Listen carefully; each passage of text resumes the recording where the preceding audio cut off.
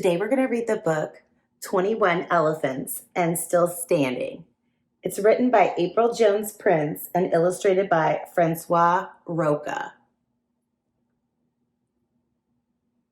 Do you know what that bridge is? You ever seen that before? I love the illustration on the back too. Look at that. I do like to take the dust cover off. And some books, it looks exactly the same when you take the dust cover off, and some it doesn't. So this one is really cool because 21 Elephants and Still Standing has a slightly different looking cover, but it does have that same image that's on the back of the dust cover. So I like that. All right, we're going to go ahead and check out this book. Maybe this will help you figure out where that bridge is. I know some of you have seen that before in person, or maybe you've seen a picture of it on the internet, or maybe in a TV show, like a movie. It's a very famous bridge. Very famous.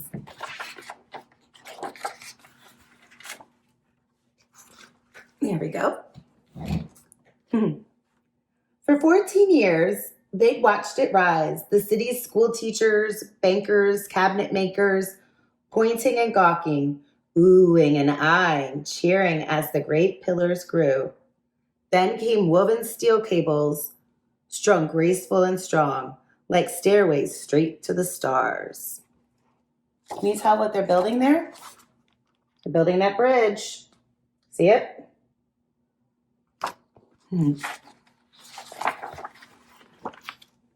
14 years, that's longer than most of you have been alive. So, I mean, that's a long time to build something, isn't it? Takes some patience and perseverance. Taller and longer, bigger and broader, a bridge of infinite dreams. New York and Brooklyn, dwarfed by its arches, knew the future had entered their sights. Amazing, worth the waiting. It was simply breathtaking. The eighth wonder of the world. Some wondered how long it would stand. Ooh, we got a clue there where it's at, didn't we? It said New York and Brooklyn. Maybe you know it now. We're about to find out. When the day finally came and the Brooklyn Bridge opened, the landmark was given its due. Flags waved, bands played, kids hooray before bigwigs in top hats galore. At night there were fireworks, skyrockets of light that rained for an hour from the top of the towers to the roar of the crowds down below. Packed on sailboats and steamers, amidst bright-colored streamers, people partied until the sun rose. That's a cool celebration. I've never been to a bridge opening party, but that would be very exciting because if you have ever been to New York City or see it on, on the internet, whatever, wherever you see it, there's lots of people that live there. And so a lot of people walk or take the subway, and the Brooklyn Bridge is a great way to connect New York City to the borough of Brooklyn. New York City itself, Manhattan, is actually an island, and there's like a few other neighborhoods that are part of New York City that connect. So this bridge helps connect the borough of Brooklyn to the rest of the city. I love these fireworks too. Did you know you see the flash of light before you hear the boom in fireworks? That is because light travels faster than sound. We're going to talk about that, but now you know an example already. So remember it. Remember, you see the flash of light before you hear the boom because light travels faster than sound. All right, let's go back to the Brooklyn Bridge. Sorry, I got off topic. All right, for the two sister cities, there was special excitement. They were linked by a magnificent bond. Now over the river, not on its swift current, they could visit, do business, see sights. Sweethearts could take moonlit strolls. The bridge was exquisite, a true work of art. The greatest fear of its day, that doesn't make sense. The greatest feat of its day, meaning an accomplishment. But so long and so lofty, its cables so new, some had to ask, is it safe? You know, there's been lots of things that have been built over the years as safe, and then there's lots of other things that aren't. Like there used to be a roller coaster at Kings Island called the Son of the Beast, and Son of Beast had it was a wooden coaster that had a loop-de-loop. It was the only wooden coaster with a loop-de-loop, and it opened, and people got hurt, and they ended up having to close it. So I mean, whenever you build something new, you can have the best laid plans, but it's not always a guarantee that it's going to be safe. So you know, after 14 years of being built, people were scared. Makes sense. You just never know. So, to these doubt-ridden few friends saying things to these doubt-ridden few friends saying the things virtues, the arches, the truss work, the view. See the arches, the truss work, the view. It is a beautiful bridge. Still,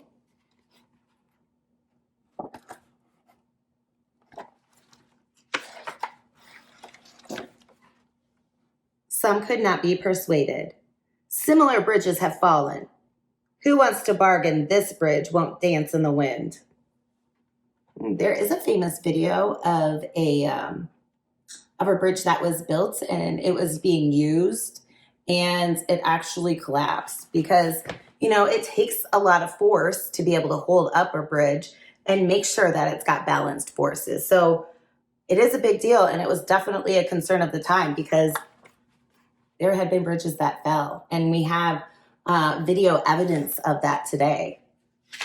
Kind of scary. One man who heard this, Phineas T. Barnum, saw in the doubt of an opportunity. That didn't make sense. I'm having a hard time reading today. Let's try to read that again. One man who heard this, Phineas T. Barnum, saw in the doubt an opportunity. For Phineas T. Barnum always looked on the bright side. Phineas T. Barnum was larger than life, the world's famous showman's most awesome creation, the greatest show on earth. So you guys probably know The Greatest Showman, the movie, so you might be familiar with P.T. Barnum, Phineas T. Barnum. You know, he was the greatest showman from that movie. Yet Barnum's ideas weren't contained by a tent. I will stage an event that will calm every fear, erase every worry about that remarkable bridge. My display will amuse, inform, and astound. Or else my name isn't Barnum. What's he going to do? Are you remembering the title of this book now? Are you thinking about it? Can you make that prediction? So it says here, so one evening in May 1884, okay? 1884. So we're talking a long time ago, aren't we? We're talking like 130 years, 40 years, around there. So this is a long time ago. This is kind of a big deal. So one evening in May 1884, the circus headed for Brooklyn. It traveled by water except for old Barnum's most massive, most gallant attractions. Oh, can you see the shadow? The shadow on the building? Ooh, I would love to have been a kid in the street and seeing this. How exciting. Up Broadway, they sauntered, trainers and charges enchanting more than a few. Onlookers went wild and filed behind, beguiled by the pachyderm procession. Pachyderms are, elephants are a type of pachyderm, so are rhinoceros. I believe hippopotamus are too. It has to do with their skin. So it's a pachyderm procession, meaning a group of pachyderm animals, so elephants are pachyderm, walking, kind of like a parade. So for the public prized elephants, especially Jumbo, prided the circus's rings. With his height of 12 feet, the good-natured beast was America's oversized darling. Wow. I don't think I've ever seen an elephant walking through the streets of a city. That's super cool. On the group marched past City Hall, past mothers, fathers, and children. Then the bridge, straight ahead, the spectacle mounting with the giant's first steps on the roadway. Look, there's the bands. What an event.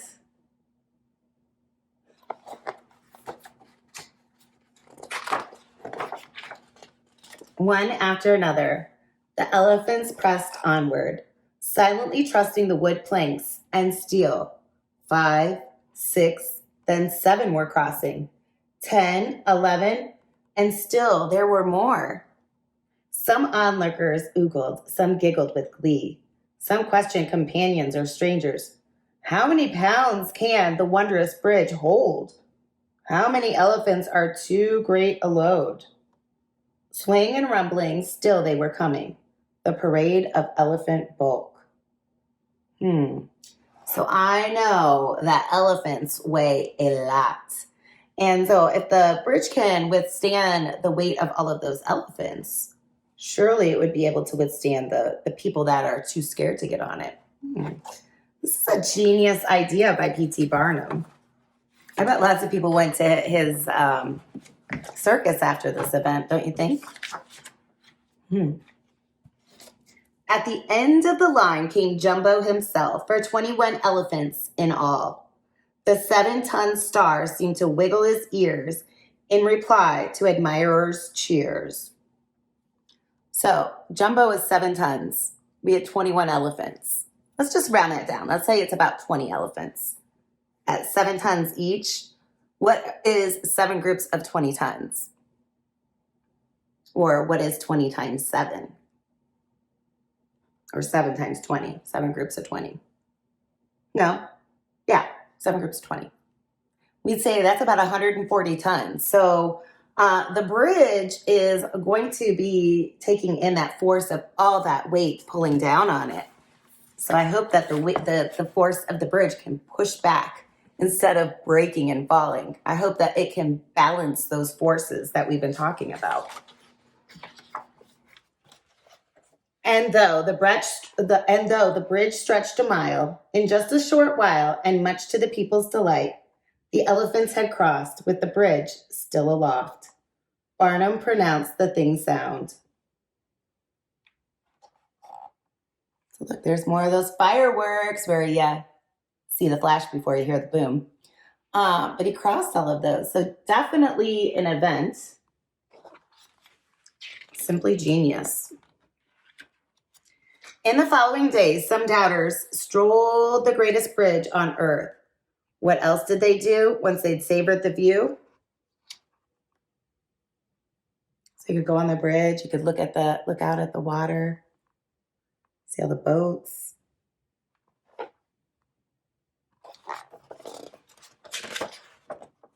Why, they went to the big top, of course. Oh, that's beautiful. Look at that. The Brooklyn Bridge skyline there. And then can you see the big top or the circus?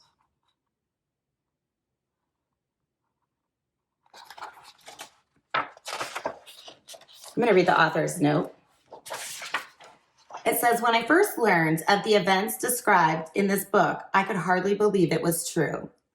Had P.T. Barnum really trusted the extraordinary but also newly completed Brooklyn Bridge with some of his most valuable and beloved attractions? Determined to find out everything I could, I traveled to museums and libraries, scrolled through old newspapers, viewed documentaries, scoured books, old and new, and called upon experts. I learned a great deal, including the fact that I could not learn it all. Because of gaps in the historical record, I couldn't determine, for example, whether Barnum crossed the bridge with his elephants that night or whether he met them in Brooklyn. In the end, I chose to include him in the crossing because he was certainly there in spirit. The idea was his, the elephants were his, and the stunt accomplished his goals of causing a stir and linking his name with that of the magnificent bridge. So let me just explain what that just said there. So the author, when an author writes a book like this, I mean, they don't just It just doesn't magically come into their head. This is a real story. This is something that truly happened. And the author had to do a lot of research on the event to try to find out, all of the facts. And so some facts, he couldn't find out because, or she couldn't find out. I can't remember. I think it was Paul or April. She couldn't find out because, sometimes of our historical records aren't always that great, especially when it's things that maybe aren't as big of a deal. Some things might not be recorded. So, or some of those details. So she had to sometimes make a decision about what to do. So including P.T. Barnum crossing the bridge with the elephants was one of those. All right, got a little bit more. For all the pieces of the puzzle I couldn't solve, I turned up a wealth of other information that helped me understand the elephants crossing. I discovered that elephants have been used to demonstrate the strengths of bridges, not only because of the animal's great weight, each weighing about 10,000 pounds, but also because they are known to test surfaces with their trunks or front feet to keep from crossing unsafe structures. I found that P.T. Barnum was a pioneer of modern advertising and popular entertainment. He was world famous for his wild curiosities and amusements, and for his even wilder promotion of them. I learned about the can-do spirit of the late 19th century, about bridges and bridge building, and about how the remarkable Roebling family designed and built the Brooklyn Bridge. If you're interested in any of these topics, you should check out some books on those topics and websites. So that is the end of our book, 21 Elephants. And I love the connection to our science that, they have all those forces, and to try to make sure that it was safe for people, they actually used elephants. So what a cool story. I hope you enjoyed. The Brooklyn Bridge looms majestically over New York City's East River, linking the two boroughs of Manhattan and Brooklyn. The bridge's construction took 14 years and cost $15 million. That's more than $320 million in today's dollars. At least 24 people died in the process, including its original designer. Now more than 125 years old, this iconic feature of the New York City skyline still carries roughly 150,000 vehicles and pedestrians every day. P.T. Barnum's famed Elephant Walk truly happened when those elephants crossed the bridge in 1884. A fictional story exists of the elephants having a stampede while crossing the bridge. This part of the story is definitely not true, but a very interesting way to honor P.T. Barnum's elephants that crossed the Brooklyn Bridge to prove it was safe.